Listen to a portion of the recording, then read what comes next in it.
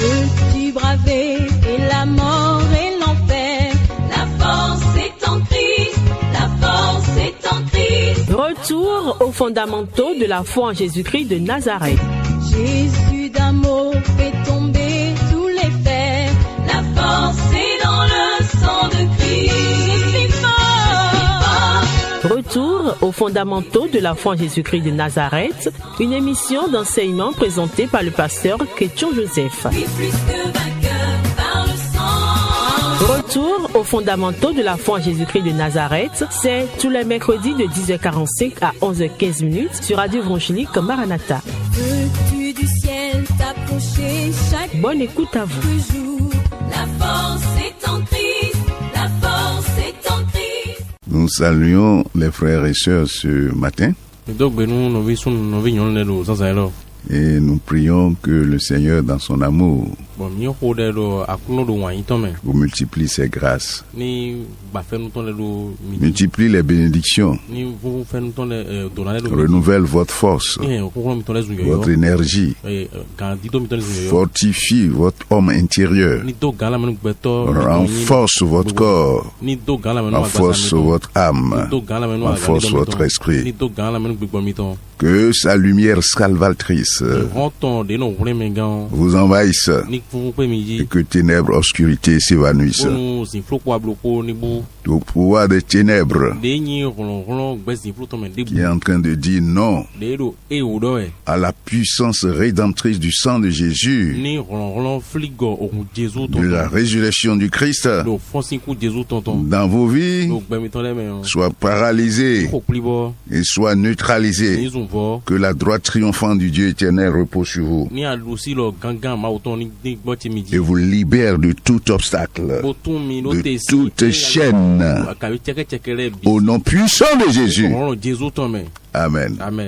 Donc ce matin, nous poursuivons notre randonnée. Nous avons dit l'évangile de notre Seigneur Jésus-Christ.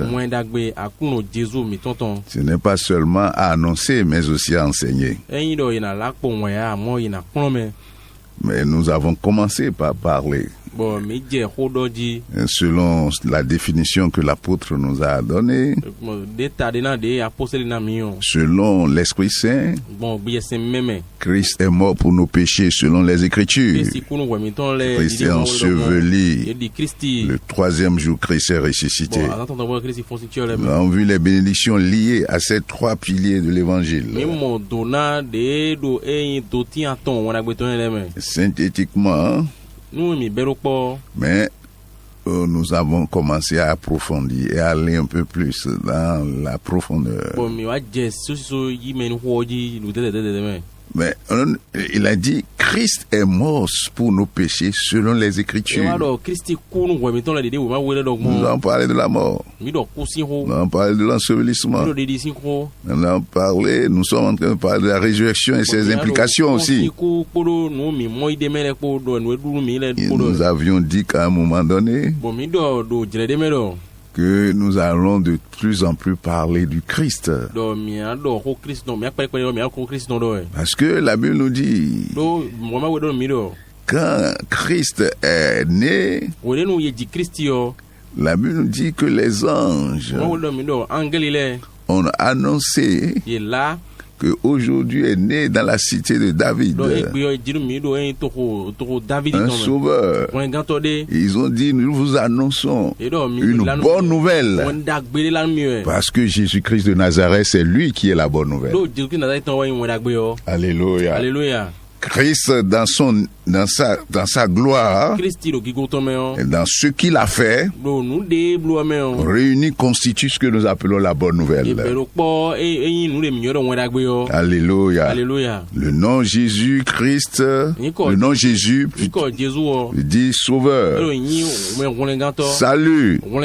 Alléluia. Alléluia. Donc parler du Christ, obligatoirement c'est parler aussi de son œuvre de rédemption.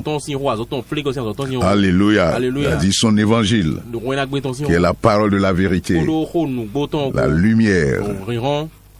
Donc aujourd'hui, ce que nous allons voir étudier ensemble, que j'ai intitulé cela Connaître Jésus-Christ de Nazareth. De mieux en mieux. Et prêcher Jésus-Christ de Nazareth. Ressuscité. C'est important. Et nous allons voir pourquoi. Pourquoi il faut prêcher Jésus-Christ. Pourquoi faut-il le connaître d'abord? Connaître et l'annoncer et le prêcher. Nous avons évoqué ça de façon disparate dans les émissions passées. Mais à partir de maintenant, nous irons beaucoup plus en ordre. Alléluia. Alléluia. Alléluia. Alléluia. Nous allons lire un passage qui révèle un drame. Dans Jean, l'évangile selon Saint Jean, la Bible nous dit, au commencement était la parole. La parole était avec Dieu. La parole était Dieu. Alléluia. Alléluia. Et dans les versets qui suivent, nous lisons ceci. Toutes choses ont été faites par elle. Et rien de ce qui a été fait n'a été fait sans elle. Ça, c'est la version Louis II. Verset 4, on dit, en elle est la vie. Elle est la vie. La vie était la lumière des hommes. La lumière, et voilà ce qui est dramatique. La Bible dit la lumière a lui dans les ténèbres. Et les ténèbres ne l'ont point reçu. D'autres versions disent les ténèbres ne l'ont plus vaincu. N'ont plus vaincre la lumière. Alléluia. Alléluia. Non, les ténèbres n'ont pas vaincu la lumière. Alléluia. Alléluia. Et nous allons sauter, la Bible dit, il y avait un homme envoyé de Dieu. Son nom était Jean. Il vient pour servir de témoin, pour rendre témoignage à la lumière, afin que tous crussent par lui. Verset 8. Il n'était pas la lumière, mais il parut pour rendre témoignage à la lumière. Et cette lumière, la véritable lumière qui venant dans ce monde, éclaire tout homme. Voici ce que nous disons encore. Verset 10. Elle était dans le monde. Et le monde a été fait par elle. Et le monde ne l'a point connu. Ne l'a point connu. Elle était dans le monde. Et le monde a été fait par elle. Mais le monde ne l'a pas connu. Elle était venue chez les siens. Et les siens ne l'ont point reçue. C'est le drame, ça, de l'humanité en général. La lumière qui est salvatrice, qui est la vie, est venue à lui dans les ténèbres. Et les ténèbres n'ont point reçu. La Bible nous dit ici, il était dans le monde. Et c'est elle qui a fait le monde. Et le monde ne l'a point connu. Ne l'a point reconnu. Mais c'est dramatique. Le monde n'a pas connu son créateur. N'a pas reçu la connaissance, la révélation de son créateur. C'est grave. C'est grave. Connaître ce créateur, cette lumière, était essentiel pour accéder à la vérité et au salut. Parce que le verset 9 dit, cette lumière est la véritable lumière. Ça veut dire qu'il y a plusieurs lumières. En cas des choses qui se disent lumière. Mais la véritable lumière qui venant dans ce monde éclaire tout homme. C'est la lumière qui a créé tout homme et qui sait sa nature et qui est capable d'éclairer. C'est dans le monde. Le monde l'a point connu. Il était venu chez les siens. Les siens ne l'ont point reçu. C'est gravissime. Et le même drame continue jusqu'à l'heure où nous parlons. Alléluia. Alléluia. Alléluia. Parce que Jésus qui était venu. Parce que le verset 14 va dire quoi? Et la parole a été faite chair. Il a vécu parmi nous. Et nous avons contemplé sa gloire, sa gloire. Elle était pleine de grâce et de vérité. Nous avons contemplé sa gloire. Il s'agit de l'incarnation du Fils. Il est venu dans le monde qu'il a créé. Il est venu chez les siens. Et les siens l'ont point connu. Ça fait souffrir.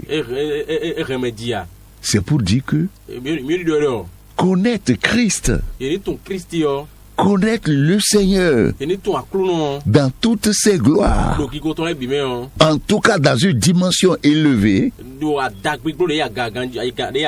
est nécessaire, est indispensable. C'est pourquoi nous revenons sur ça. Parce qu'aujourd'hui, la problématique, c'est quoi? Nous sommes nombreux à appeler Christ. Nous sommes nombreux dans nos différentes dénominations. La question est-ce que nous avons reçu la révélation du Christ, de ce Jésus, Christ de Nazareth? Est-ce que nous avons reçu sa révélation? Parce que la Bible nous dit aussi, par l'apôtre, sous l'inspiration, qu'il y a beaucoup de Christ. Jésus lui-même pendant son ministère, il y en a beaucoup qui sont prêchés aujourd'hui. Est-ce que toi et moi, nous en avons reçu la véritable lumière? C'est ça la grande question. Et qui, selon la conviction que nous avons reçue, mérite d'être examiné. Parce que une autre raison fondamentale aussi, c'est que à l'arrivée du Christ, dans le contexte immédiat des évangiles, c'est que le Seigneur Jésus-Christ de Nazareth est juif. Lui-même l'a dit, le salut vient des Juifs. Et il était venu où il y avait des gens qui étaient assis dans la chair de Moïse, c'est-à-dire dans la doctrine de Moïse. Les pharisiens, les sadduciens, les pharisiens, les scribes, les sacrificateurs, les souverains sacrificateurs, qui étaient les signes immédiats là, et qui avaient les oracles de Dieu. Ils avaient la loi, les oracles, et sur la planète étaient les gens qui étaient normalement les plus équipés pour connaître Dieu, pour le reconnaître.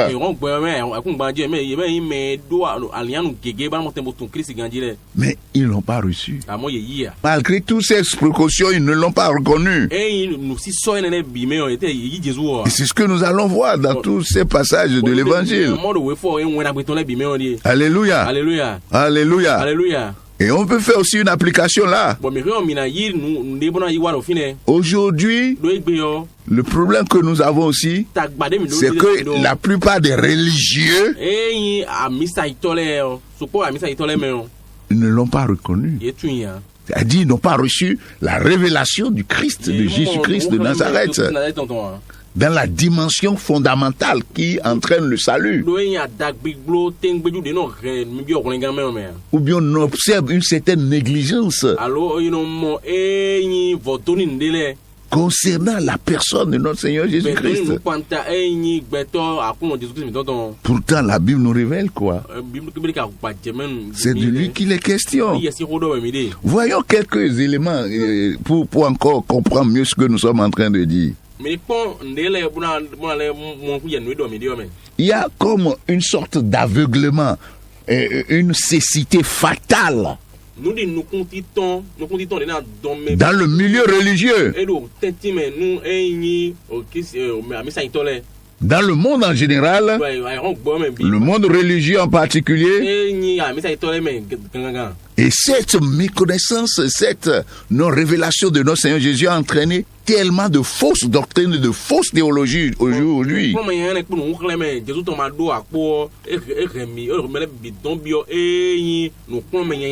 Et nous avons dit que c'est un aveuglement fatal parce que la conséquence directe, c'est la mort. La mort éternelle.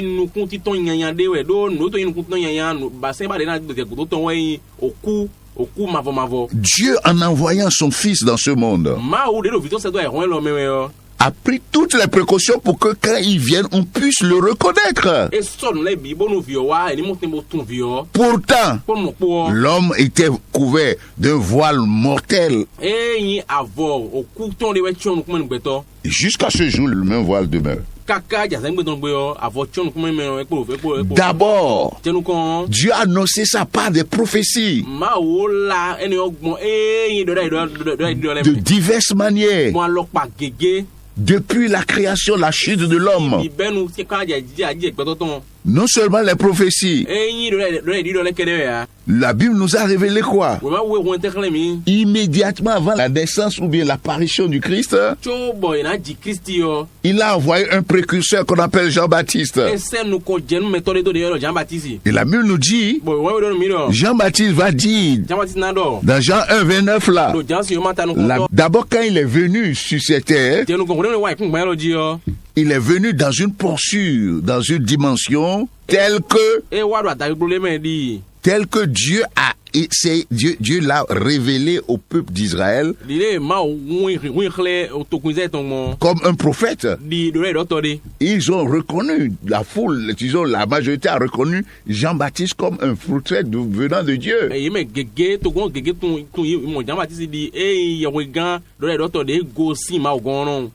Et ils ont envoyé des gens pour le voir, pour dire, mais si c'est lui qui est celui qu'on a promis. Le Christ. Et Jean lui a dit non. Jean dit non. Jean dit dans le verset, il faut suivre ce qu'on a dit, le verset 25, les Juifs lui firent cette question. Pourquoi donc tu baptises-tu si tu n'es pas le Christ? Ni Élie, ni le prophète. 26, Jean leur répondit. Je baptise d'eau, mais au milieu de vous, il y a quelqu'un que vous ne connaissez pas, qui vient après moi. Qui est parmi vous et que vous ne connaissez pas. Je ne suis pas digne de délier la croix de ses souliers. Le verset 29.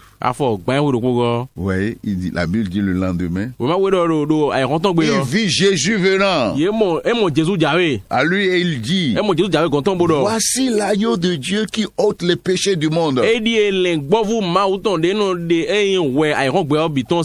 celui dont je vous ai parlé. Après moi vient un homme qui m'a précédé. Et il est avant moi. Je ne le connaissais pas.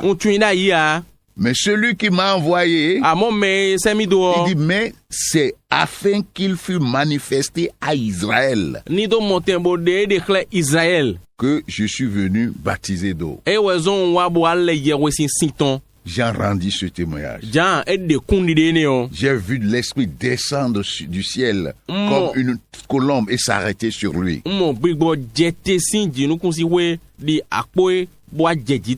Je ne le connaissais pas. Mais celui qui m'a envoyé baptiser d'eau, celui-là m'a dit. Celui sur qui tu verras l'Esprit des saints s'arrêter, c'est celui-là qui baptise du Saint-Esprit. Et j'ai vu et j'ai rendu témoignage qu'il est le Fils de Dieu. Donc ces passages, qu'est-ce que ça nous remonte? Dieu a envoyé Jean-Baptiste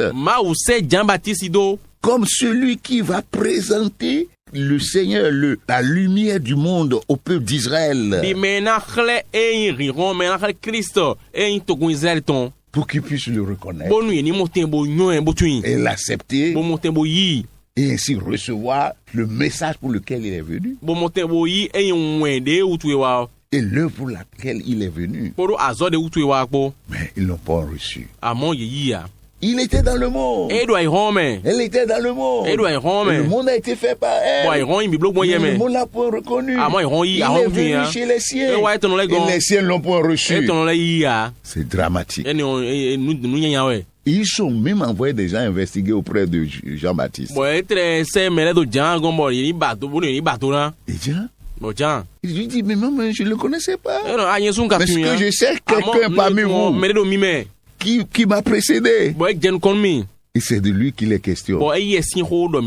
Celui qui m'a envoyé m'a dit, celui sur qui tu verras l'Esprit descendre et s'arrêter, c'est de lui qu'il est question. Maintenant, Jean a rendu témoignage publiquement. Il dit, j'ai vu et j'ai rendu témoignage, verset 34. Il est le Fils de Dieu. Mais malgré cela, ils l'ont point connu, ils l'ont point reçu. Alors nous parlons. On prêche Jésus-Christ de Nazareth. Tout le monde l'a pas reçu. Tout le monde l'a pas reçu. Et même parmi ceux qui disent qu'ils l'ont reçu, il y en a plusieurs qui n'ont pas reçu la vraie révélation du Christ. Alléluia. Alléluia. La personne du Christ. Qui est-il? Quelle est l'œuvre qu'il est venu accomplir ici? Quelle est sa gloire morale et spirituelle?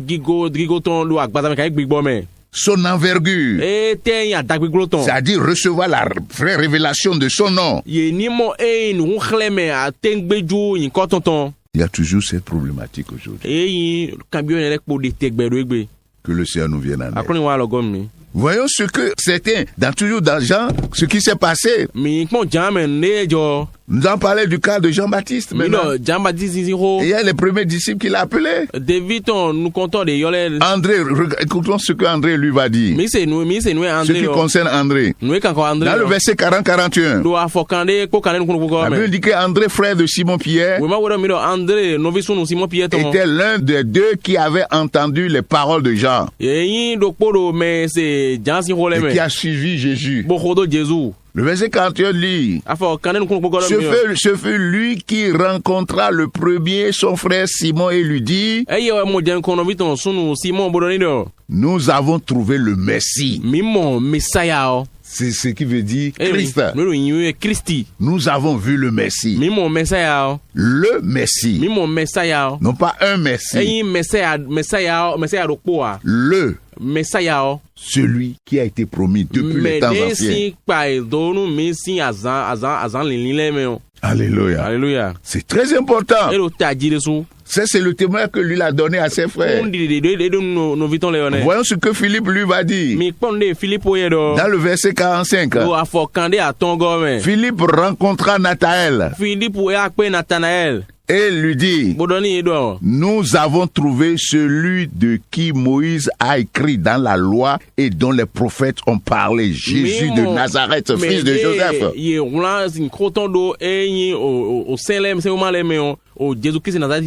Nous avons trouvé celui de qui Moïse a écrit dans la loi. Dans Deutéronome 18. Moïse a déjà prophétisé. Il a dit ceci.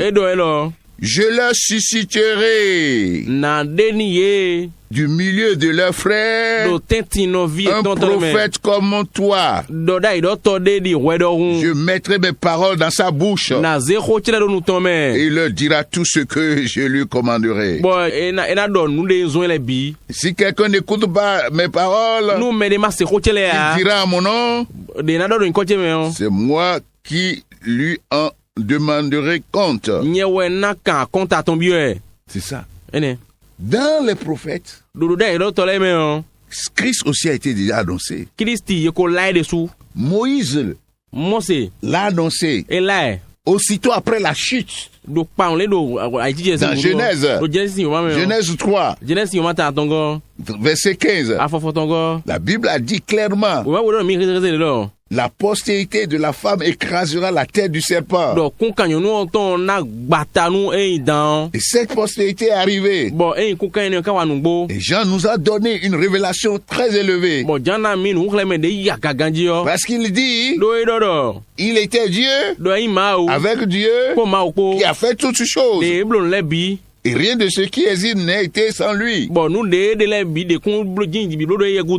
Et quand elle est la lumière, la lumière, la vie des hommes. Et voilà ce qui se passe. Il était dans le monde. Le monde a été fait par lui. Mais le monde n'a pas connu. Aujourd'hui, il est encore dans le monde. Parce qu'après sa révélation, à sa résurrection, il est rentré dans une dimension très élevée. Puissante.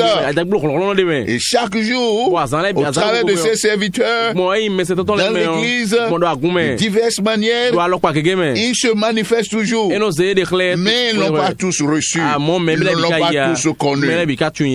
C'est dramatique. Écoutez ce que le passage dit. Nathanaël, ça c'est les graves erreurs que nous avons jusqu'à nos jours. Dans le verset 46, nous lisons ceci. Nathanaël lui dit, peut-il venir de Nazareth quelque chose de bon? Peut-il venir de Nazareth quelque chose de bon? C'est la même chose aujourd'hui. Un but de leur savoir, un but de leur science, un but de leur savoir, un but de leur science, de leur origine, peut-être royale ou noble, un but de leur argent, de leur position sociale, des expériences occultes qu'ils font dans les loges et les temples.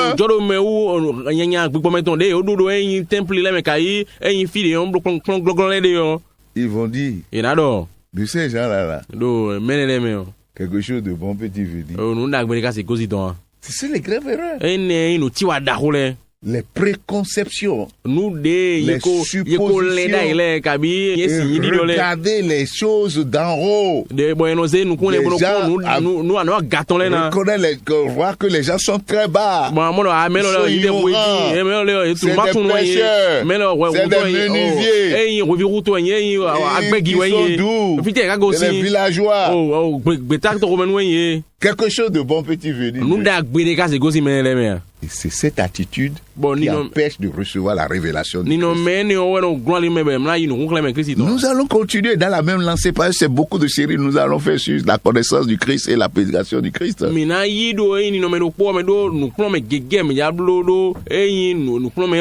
Qu'aujourd'hui, que le Seigneur commence à travailler dans vos cœurs, vous éclairez afin que vous concentrez sur Christ et son évangile. Au nom puissant de Jésus. Amen. Amen. Peux-tu braver et la mort et l'enfer? La force est en Christ. La force est en Christ. C'était l'émission Retour aux fondamentaux de la foi en Jésus-Christ de Nazareth. Jésus d'un mot fait tomber tous les fers. La force est dans le sang de Christ. Retour aux fondamentaux de la foi en Jésus-Christ de Nazareth, une émission d'enseignement présentée par le pasteur Ketchon Joseph. Retour aux fondamentaux de la foi en Jésus-Christ de Nazareth, tous les mercredis de 10h45 à 11h15. Contact du pasteur 53 53 03 84. 53 53 03 84. Que Dieu bénisse votre écoute. La force est